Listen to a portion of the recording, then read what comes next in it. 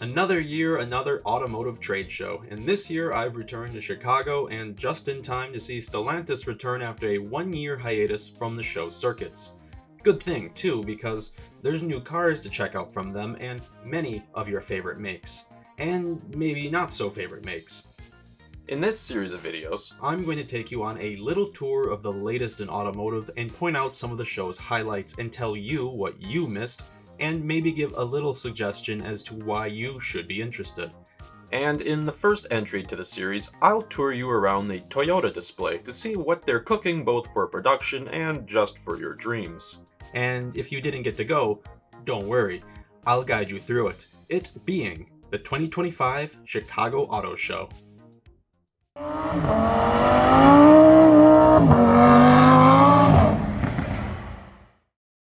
As of now, the Chicago Auto Show occurs at McCormick Place, and I last showed up here back in 2023 for filming one of my channel's more successful videos. As soon as you walk into the show, you're bombarded by the newest production models and prototypes from Toyota, who always does a good job of showing off their concepts and ideas, as well as the cool car specifications you have to luck into at the Toyota dealership because you can't ever just order what you want.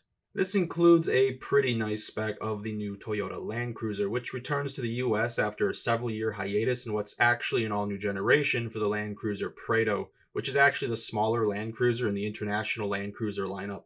In short, the Land Cruiser is Toyota's pseudo-luxury off-roader that costs as much as an actual luxury car, and which historically in the States has been seen as the stealth rich car, which is to say they're bought brand new by relatively wealthy and affluent people who don't want to advertise their wealth with something like a BMW or a Land Rover, but still want something in a pricier bracket and have nice tech and comfort. And that's about where the Land Cruiser comes in. Land Cruisers start at just under $57,000 with the retro-looking 1958 model, but options in the next trim can go well over $70,000, and that's to say nothing of dealer markups. On display is the higher trim Land Cruiser, which is just called the Land Cruiser. The 1958 is the base model otherwise. Styling-wise, I'm quite a fan of the rugged looks, although I prefer the 1958's round headlights. No 1958 model could be found at the show, but a much more interesting concept variation of the Land Cruiser could be found, the ROX. The ROX, or ROX, however it is sort of like a Baja modified LC, which I think is meant to evoke a more Wrangler or Bronco-like aesthetic, with its half doors and removed roof portions, not to mention the custom off-road suspension, tires, and bumper additions. The ROX was actually made for the 2024 SEMA show in Los Angeles, and this car likely will never see production. However, some version with removable or half doors and a pop-off roof would be really cool, and would give Toyota, I think, a pretty good, pretty cool Wrangler and Bronco fighter. And speaking of cool Toyota concepts that will likely never see the light of day, there's also the 4Runner TRD Surf, a short wheelbase 4Runner not too dissimilar from the short wheelbase Bronco, Wrangler, or Defender. And like the former two, it has a removable roof part that lifts off like the removable caps of the big SUVs of the 80s and 90s. Short wheelbase off-road SUVs like this are actually the kind of SUVs I love. I think Defender 90s are cooler than 110s. I think a two-door Bronco is way cooler than the four-door models, and I used to own a two-door Bronco. And what is not super classic about a two-door Wrangler? Remove the goofy surf decals, but keep the removable back, and this is the concept Toyota should honestly bring to the table. If people still go out to buy two-door Broncos and Defender 90s, I think they would buy a two-door short wheelbase 4Runner. In fact, I think I know they would. Up close, the actual construction of this vehicle is a little hacked, but it is just a concept and not a refined, finished production vehicle. But it could be so close. From what I've read, Toyota has no plans to actually build this, and customizing a 4Runner like this is too costly to make any real sense when actual short wheelbase 3 and 2-door SUVs do still exist in the US market. In fact, there's another kind of pseudo one that's inbound, which I'll mention a bit in more detail later on in this video. But at least the Surf lets us dream a little, and they really should make it, they really should. As for a Toyota that you can buy, there's the Tacoma Trailhunter. The Trailhunter is new for 2025, I believe, and is a more overlandy version of the TRD Pro Tacoma. If you recall, the Tacoma's new generation launched last year, ditching the V6 for a hybrid inline 4 that gets about the same MPG and only slightly better power. The Trailhunter comes with new suspension that hopefully doesn't feature the same issues that caused all kinds of recalls on the regular Tacomas, and there's a cool bronze paint job, really cool wheels, a snorkel, there's light bars integrated into the grille, and the ARB bumpers, and that cool off-road rock bar thing that goes onto the beds. A really cool looking truck overall. My kind of pickup truck, honestly, with all the rugged good looks and the off-road capability to match. The kind of truck that would actually make me want to go and do some overlanding. And it is all yours for north of 60,000 American, not including dealership markups. Although I have noticed that some dealers are actually marking down new Tacomas, possibly as a result of their price combined with current market and the recalls affecting the perception of Toyota's off-sided reliability. The Trailhunter, from my understanding, is a complete package. I don't believe there are any real options for it, but it looks pretty good as is, and it's pretty well equipped as is, so what more could you want other than a V6 and a manual, which this doesn't come with anyway? The new generation 4Runner was also here in normal form, to which I wonder, what do you guys and gals think of it? The styling, I mean.